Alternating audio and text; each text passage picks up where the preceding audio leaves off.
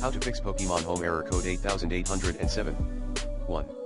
For the Nintendo Switch users, launch the delete save data option in parental controls, and for more info, read https://and-americas-support.nintendo/answers/details/how-to-manage-save-data.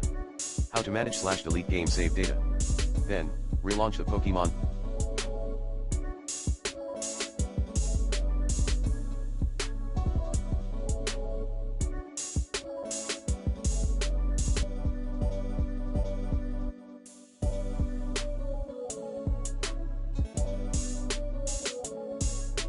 Home app later. 2. For mobile players, uninstall then reinstall the latest version of Pokemon Home. And link your Nintendo account to the app. 3. Change your Nintendo account password at https://accounts.nintendo.com.